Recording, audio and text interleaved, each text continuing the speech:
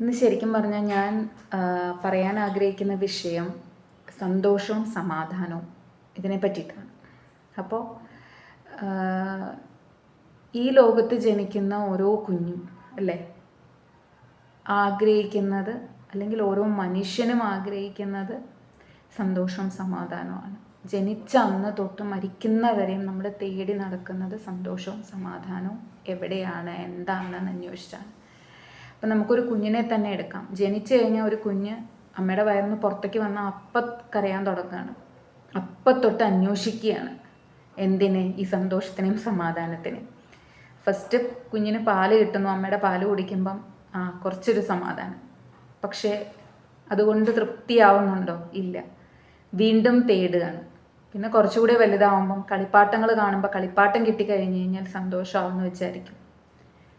പക്ഷെ അവിടെയും തീരുന്നില്ല. വീണ്ടും പോകുന്നു മുന്നോട്ട്.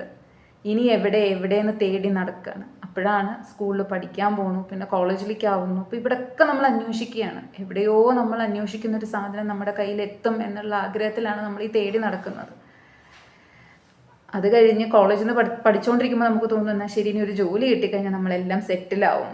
അപ്പം പിന്നെ നമുക്ക് ഭയങ്കര സന്തോഷം സമാധാനമാണ്. അത് കിട്ടിക്കഴിഞ്ഞിട്ടുള്ള ആളുകളോട് ചോദിച്ചാൽ അറിയാം അവർക്ക് എത്രത്തോളം സമാധാനം സന്തോഷം ഉണ്ടാണ്. അങ്ങനെ ഓരോ സ്റ്റേജസിലും ലൈഫിൽ തേടിക്കൊണ്ടേയിരിക്കുകയാണ്. കല്യാണം കഴിക്കണു, കല്യാണം കഴിഞ്ഞാൽ കുട്ടികളെ വേണമെന്ന് ആഗ്രഹിക്കുന്നു, അത് കഴിയുമ്പോൾ സന്തോഷം ഉണ്ടാവുമെന്ന് വിചാരിക്കുന്നു. അങ്ങനെ പല രീതിയിൽ നമ്മൾ ട്രൈ ചെയ്യുകയാണ് എവിടെയെങ്കിലും ഈ ഒരു സാധനത്തിന് നമുക്ക് കിട്ടുമോ എന്നുള്ളത്. ഇത് ശരിക്കും പറഞ്ഞു കഴിഞ്ഞാൽ എനിക്ക് വലിയ വിവരവും അങ്ങനെ ഭയങ്കര ഒരു അറിവും എന്നുള്ള ആളല്ല. പക്ഷേ പല സത്സംഗങ്ങളിലും കേട്ടിട്ടുള്ളൊരു വിഷയം എന്നുള്ള രീതിയിൽ ഇത് പറയാമെന്ന് വിചാരിച്ചതാണ്. ഈ കസ്തൂരിമാൻ ശരിക്കും കസ്തൂരി ഉള്ളിൽ വെച്ചിട്ട് കസ്തൂരിയുടെ മണം അറിയുന്നുണ്ട്. അപ്പോൾ അത് എവിടെയാണെന്ന് അന്വേഷിച്ച് നടക്കുകയാണ്. അപ്പോൾ നമ്മൾക്കറിയാം കസ്തൂരിമാൻ്റെ കഥ. കസ്തൂരി ഉള്ളിൽ വെച്ച് തേടി നടക്കുന്ന പോലെയാണ് ഓരോ മനുഷ്യനും ഈ ലോകത്ത് ചെയ്തുകൊണ്ടിരിക്കുന്നത്. അതായത് ഉള്ളിൽ തന്നെ, അതായത് ഹൃദയഗുഹര മധ്യേ കേവലം ബ്രഹ്മ മാത്രം. എല്ലാ മനുഷ്യൻ്റെയും ഹൃദയത്തിൻ്റെ ഉള്ളിലിരുന്നിട്ട് മന്ത്രിച്ചു കൊണ്ടേയിരിക്കുന്നുണ്ട്. ഓരോ നിമിഷവും ഞാൻ എന്ന് പറയുന്ന ആ ഞാൻ ആരാണ് എന്ന് മനസ്സിലാക്കുക. അവിടെയാണ് സന്തോഷം നിൽക്കുന്നത്, അല്ലെങ്കിൽ സമാധാനം നിൽക്കുന്നത് എന്ന് അറിയണം. അത് എല്ലാ ജീവനും കിട്ടുന്ന ഒരു അനുഗ്രഹമല്ല, വളരെ ചുരുക്കം ചിലർക്ക് കിട്ടുന്ന ഒരു അനുഗ്രഹമാണ്. അത് ഭഗവാന്റെ അനുഗ്രഹം ഉണ്ടെങ്കിൽ മാത്രമേ നമുക്ക് അവിടെ എത്താനും സാധിക്കുകയുള്ളൂ. അപ്പോൾ ശരിക്കും നമ്മൾ അന്വേഷിച്ച് നടക്കുന്ന ആ സന്തോഷവും സമാധാനം എന്ന് പറയുന്നത് എന്തുകൊണ്ടാണ് നമ്മളിത് തേടി നടക്കുന്നതെന്ന് വെച്ച് കഴിഞ്ഞാൽ ആത്മാവിൻ്റെ ഉള്ളിൽ എപ്പോഴും സുഖമാണ്. മനസ്സിലായോ? നമ്മളൊക്കെ ആത്മസ്വരൂപികളാണ്. നമ്മൾക്കൊക്കെ ആ സുഖം ഉള്ളിലുണ്ട്.